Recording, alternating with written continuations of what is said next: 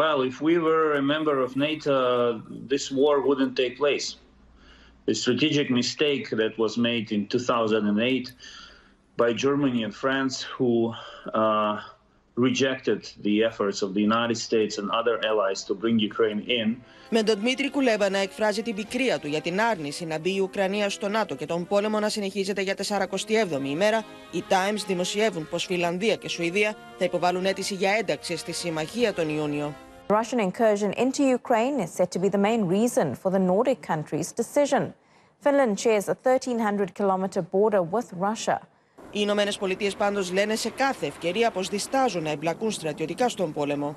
The only thing that the United States has expressed reservations about is sending fighter jets from a U.S. airbase in Germany into contested airspace over Ukraine, flying them from point A to point B.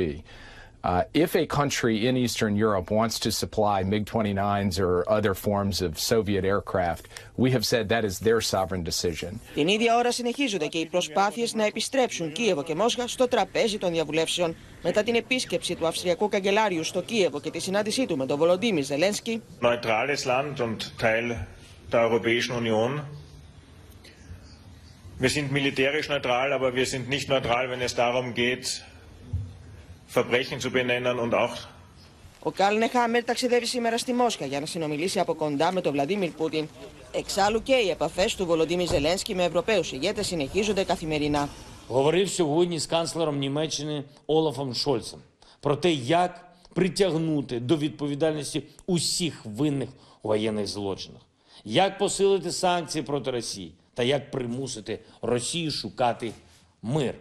Σήμερα συναντώνται στο Λουξεμβούργο και οι Υπουργοί Εξωτερικών της Ευρωπαϊκής Ένωσης. Θα συζητήσουν τη χορήγηση περαιτέρω υποστήριξη στην Ουκρανία.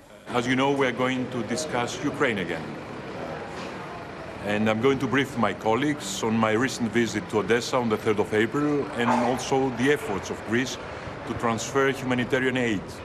Not only to Odessa, this I have done already, but also to Mariupol. Στο τραπέζι μεταξύ άλλων θα τεθεί η πρόταση του ύπατου εκπροσώπου Ζωζέπ Μπορέλ να αποδεσμευτεί ποσό 500 εκατομμυρίων για την προμήθεια όπλων και άλλου στρατιωτικού εξοπλισμού στις Ουκρανικές δυνάμεις.